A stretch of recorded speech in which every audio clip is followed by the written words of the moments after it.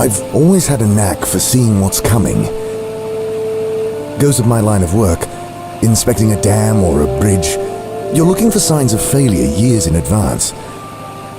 The bridge we were headed to, remote part of West Papua, that could wait 10 years for another experienced engineer. But I don't foresee everything.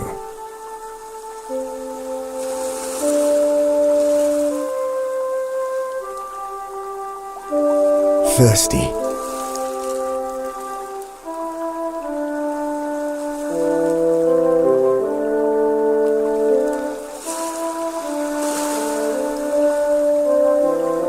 It's burning well.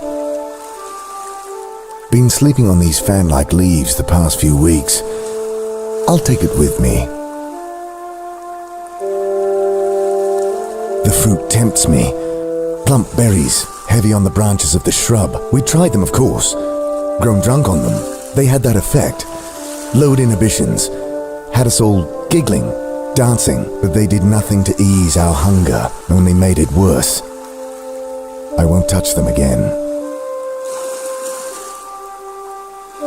No good. No.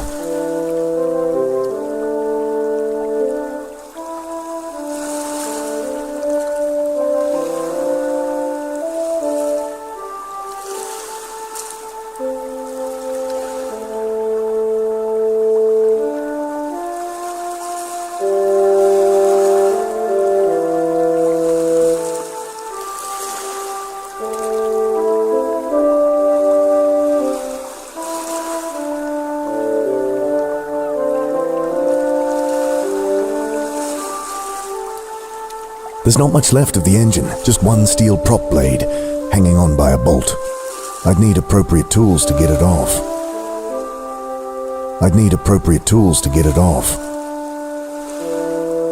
gaze at the wreck of the small plane, remembering the pilot, unconscious, the panic, Donnie grabbing the controls, pulling the nose up at the last second. An eternity ago. The trunk of the tree fern is wrapped in brown, hair-like fibers. I tear away a handful of the dry threads. The water in the pool is brackish, undrinkable. I'd realized immediately that blocking the tidal flow upstream was our first priority. Without the dam to isolate the fresh water, we wouldn't have lasted 2 days. Maybe that would have been better. I check the rope that binds some key supports. It's secure. Short of being cut, it won't come loose. I gaze at the dam we built in the narrow gorge. It may be ugly, but we were proud of the work that went into it. That sense of accomplishment was well earned, if short-lived. Without this outflow drain, the dam could never hold the massive pressure that would build above it. I ensured we built it strong, but rubble and recycled plane wreckage is no substitute for reinforced concrete. Plus, it makes a convenient drinking fountain. Cheers!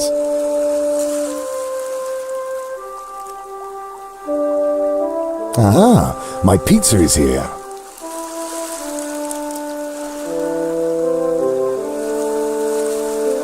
I spear the fish on my second attempt. I'm getting better at this. Was that?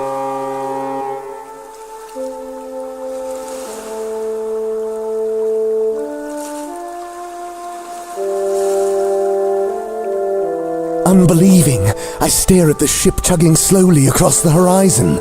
There's a lump in my throat, as for the first time in weeks, the hope of rescue is rekindled. But they won't see me. The fire! Oh God, the fire is out! I have to get it lit. They must see me.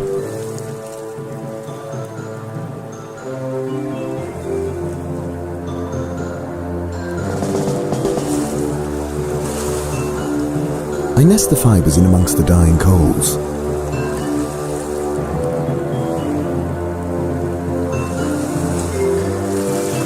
I fan the spark until it catches, and soon the fire is roaring again. I I look up at the eerie harmonic howl. One of those strange wild dogs.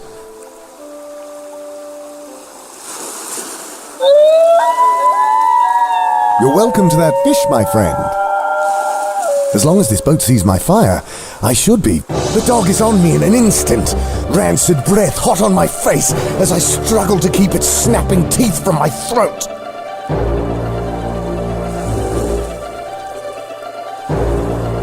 With my free hand, I hold the branch into the fire until it catches. I drive the flaming brand into the beast's face.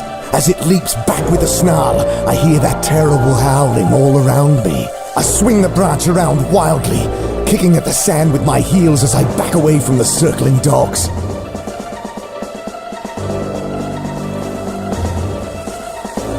I swing up the tree as the first dog darts in, snapping at my ankles. Safe for a second, I remember the ship and look up. No, its course is...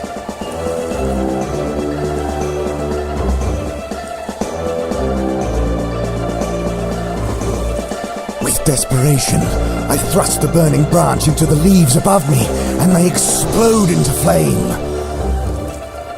With the howling of the dogs below me, and the furnace above already blistering the skin on my hands, I watch the ship sail slowly out of sight.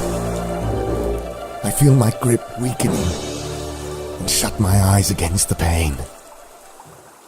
Through my eyelids, the fire appears as an all-consuming wave of blood, washing it all away. Then I'm falling. I land hard. My eyes fly open at the sudden agony from my leg, and I look about me in wonder. The hammock I'd fallen from flaps against the bulkhead. My burned hand is bandaged, and my leg had evidently been set before I'd re-broken it just now. The pain has nothing to do with the tears that well in my eyes. Rescue. I see where the hammock detached from the interior bulkhead, dumping me on the floor. Must have been hastily tied.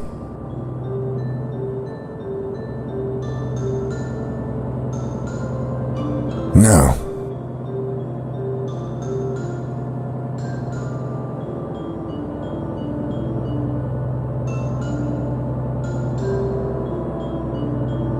Don't think so.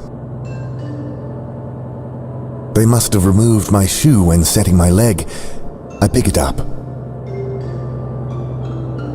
Gathering my will, I try to stand. The pain is too much, and I fall back, panting.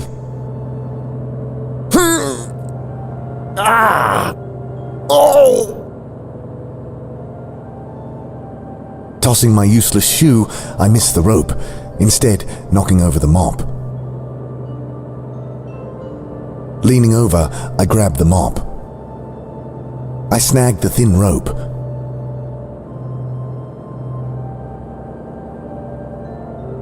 I snap the mop handle over my good knee, then, biting one end of the rope against the pane, I bind the broken shaft to my leg. Crude splint complete, I carefully stand.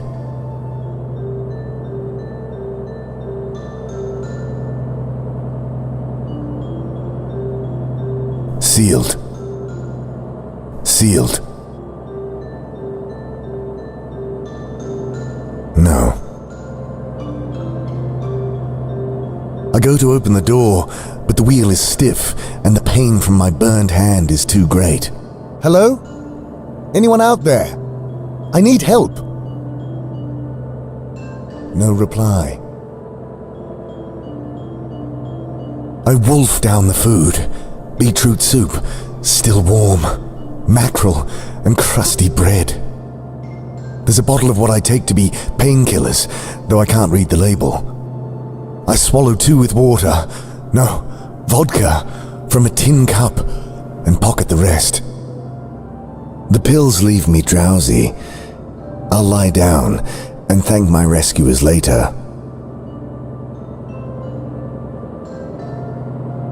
I wake to voices outside the door. No.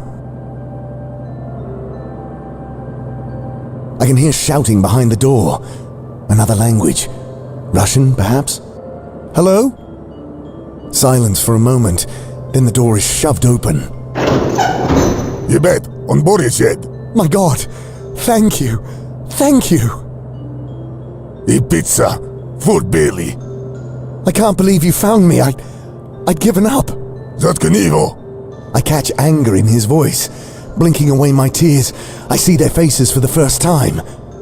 Faces red with rage. Do any of you speak English? My question cuts short as I'm shoved back onto my bad leg, makeshift splint shattering. Дипсик. Сиетолуте. Please, I don't understand. Мир будем сет, капитана.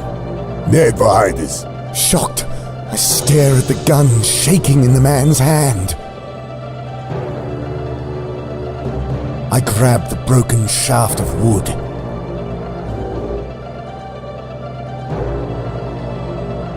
I swipe at the pistol, knocking it clear. Frozen for a moment, we all eye the gun. I dive for the gun, beating the crewman to it by a split second.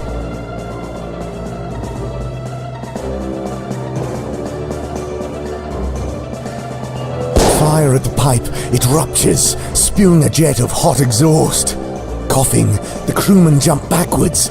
I stand, feeling the bones grinding in my leg, though dulled by the strong painkillers. The pipe's hot. Sealed. Shoot out the window and clear the remaining shards with the butt of the pistol. Then, head spinning from the cocktail of pills and carbon monoxide, I plunge into the water. I hear their screams in my head. The wet thud of blade biting into flesh. The snapping of bone. I see the red wave again, washing it all away. I open my eyes. No, not back here. My God, the passage is open.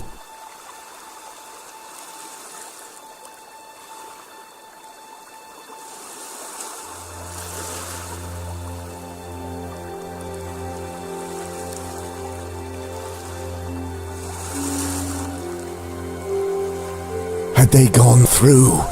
Is that why they attacked me? Oh God. They must have seen the old campsite. Please, no! I was free!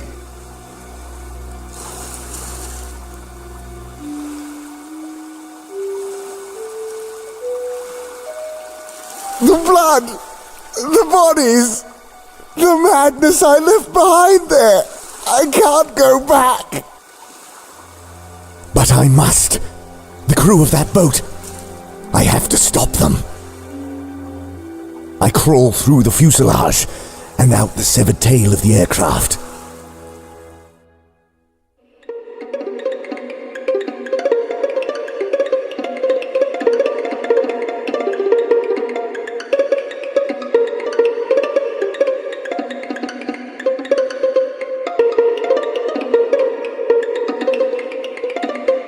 Those sounds I shut out, they echo in my skull again. Screaming, laughing, cutting. A man walks towards me. By his shirt, I see it's the ship's captain. Hey, stop! No, you can't be here. You monster. You killed them. I can explain. The berries, they... Shut up. I should kill you now. No, Please go! Before it's too... The thing lands on him, knocking him into the muck. There's a sickening crunch as the rock in its hands comes down on his head. She looks up, smiling.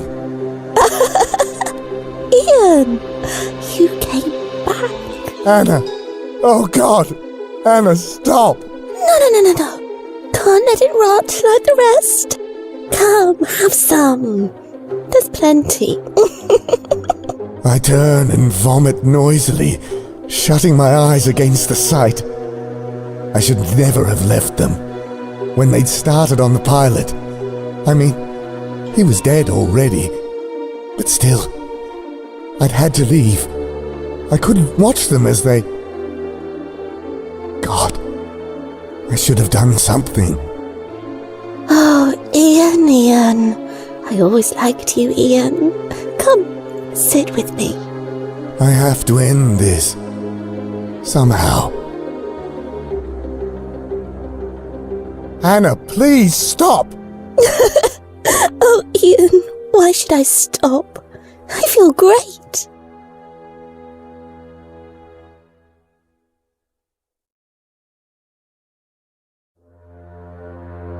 I take aim and pull the trigger. Nothing but a wet click. The gun is empty. You want these? Pulling something from the jacket of the captain, she holds it up. A packet of rounds. Laughing, she tosses them behind her. Come and get them. She returns her attention to the body, and I notice the watertight packet float down to the dam. Approaching, I gag on the oily smoke that bleeds out of the bonfire. Searching desperately for something I can use, I lift aside a lifeless arm. To my dismay, it comes away from the body. I won't touch. I notice the pilot's helmet wedged under the tail of our plane. I try, but fail to free it with my bare hands.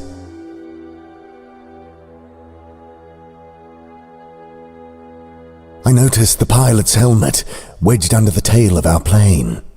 I try, but fail to free it with my bare hands. I take what seems to be a fragment of propeller, sharpened into a cleaver.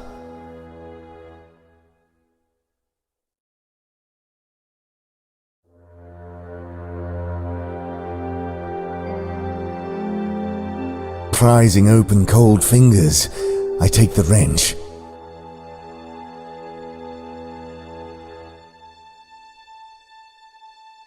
I won't go carving up bodies for no reason.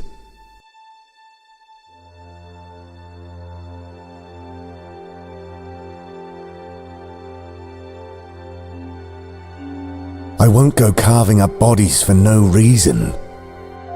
No.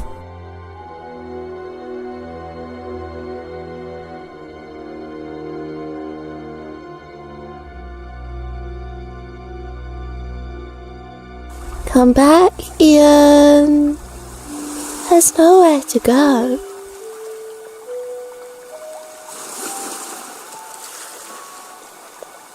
I crush some painkillers and brush it into the meat. I throw the horrid meat to the dog. It sniffs it, then gulps it down.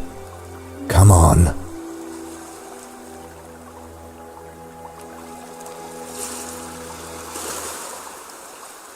It's secure. Against my better judgment, I sever the rope. The dam shifts slightly, and I hold my breath. It settles, and after a quick survey, I'm confident it'll hold, providing there's no further stress.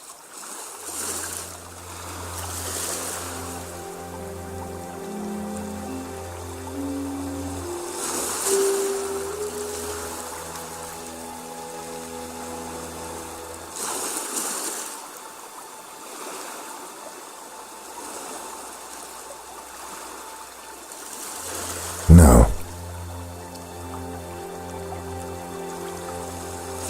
I unbolt the remaining prop, a long, flat bit of hollow steel.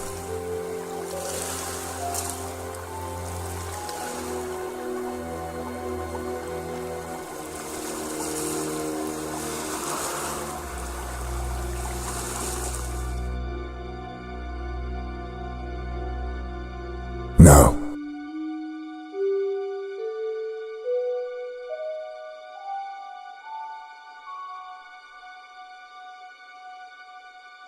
I wedge the propeller in under the helmet and push down hard, bending the prop badly in the process. The helmet comes free, and I'm greeted by the remains of the pilot's head, grinning up at me from inside.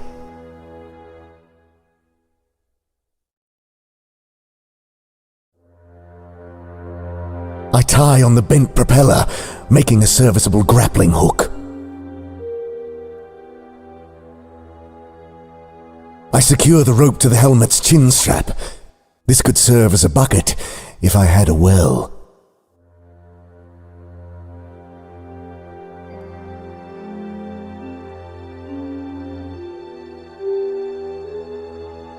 There's plenty for you here, Ian.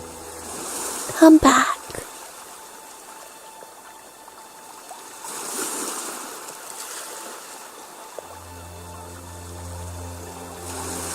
I fling the rope up to the top of the wall. Won't catch. Need some sort of hook. I don't want to destabilize the dam.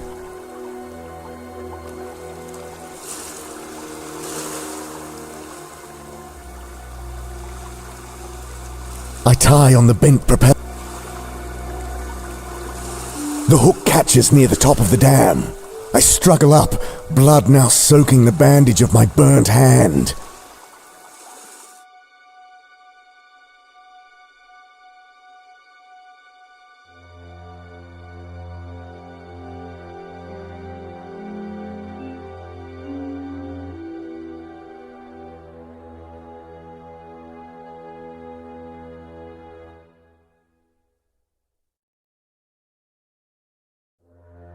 I secure the rope to the helmet's chin strap. I throw the helmet in behind the floating packet and start dragging it back towards me. I'm bringing the bucket up when I see Anna whirl around. I see what you're doing up there. She leaps cat-like up the embankment and I fall backward in surprise. Her nails sink into my leg like talons. Come back here.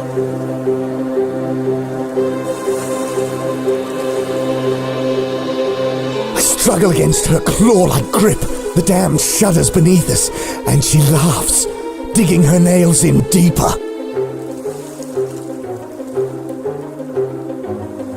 Water, now red. I can just reach the outlet. No. I kick out at her. I kick at her face again, connecting with a crunch. She drops me, and I fall. My head strikes a rock, and I'm out. I come to only briefly. I see her standing over me with the cleaver. I see it all in an instant. That wouldn't work. Think!